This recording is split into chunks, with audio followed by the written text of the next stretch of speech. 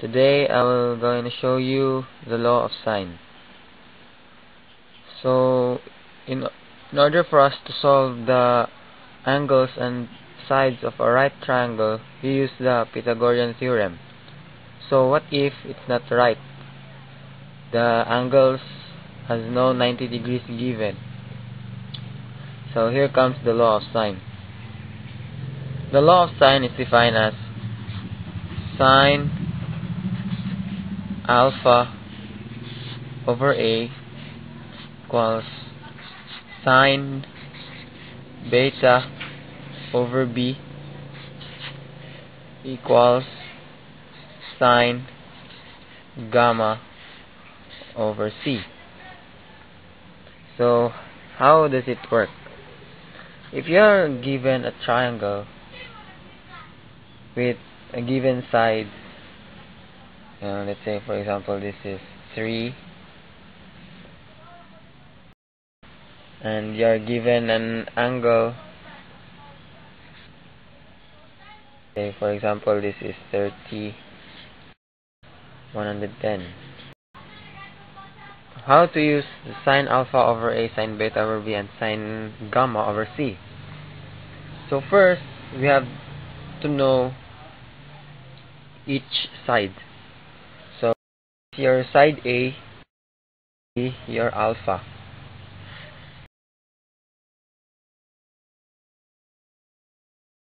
If this is your side B, this will be your beta. It's your side C, this will be your gamma. So before we're gonna use this one, we're gonna solve first the angle of gamma. So by just simply using the algebraic expressions, we can solve this angle. So we all know that a triangle has a 180 degrees. So I'm gonna use this first. Let's say this is x. Now I'm gonna solve the gamma. So gamma is equal to 30 plus 110 plus x equals 180. This one is the gamma. So combine like terms, 140 plus x equals 180. Transpose the 140 in the side. So x is equal to 180 minus 140. There you can get x is equal to 40. So therefore, the gamma is 40 degrees. Now, if you have already the 40 degrees, we can now use this one in order for us to solve the other sides of the triangle. So we will find first the beta. Is it this alpha? So we're gonna substitute sine 110 over the A3 equals sine beta, so 30 over B. Now how to solve this one? We only have to cross multiply this the law in order for us to get the side B. So it's B sine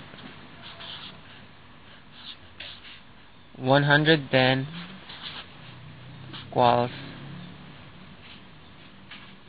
3 times sine 30.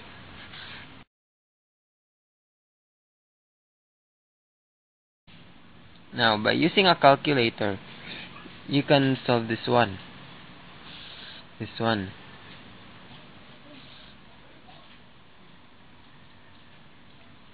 Now if you have solved already it, you can now let this, in order for us to get the b, we'll divide this by sine 110. This one also sine 110. So we cancel. The remaining will be b, and this one sine 30 over sine 110. Now that's how you get the side b. For the side c, we're going to use the same process. Now, since we already know the side b, we can use any of those, alpha or beta. So we will use the beta. Sine beta over b equals sine gamma over c. So since c is not given and gamma is given, beta is given and side b is given, we can now solve. So sine 130 over the b, which is this one. Actually, you can simplify this by using a scientific calculator. 3 sine 30 over sine 110. So this one is one expression equals the gamma, which is given already, sine 40 over side c is not given, so we're gonna use c. So again, we have to cross multiply. So this will become c sine 30 equals this operation going there, 3 sine 30 over sine 110. So this is one expression, so we will multiply it with this sine 40. So that's the in finding the gamma. Now we're not done yet, since c is still here and there is still sine 30. Again, we will divide this one by sine 30.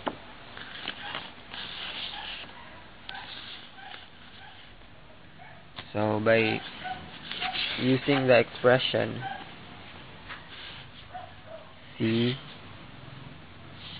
sine 30 equals this one, 3 sine 30 over sine 110.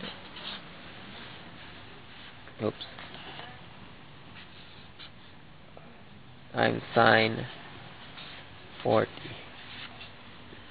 and all over sine 30. Now can cancel it. C now is equal to 3 sine 30 over sine 110 times sine 40 all over sine 30. So that's it. I hope you learned something in this little tutorial.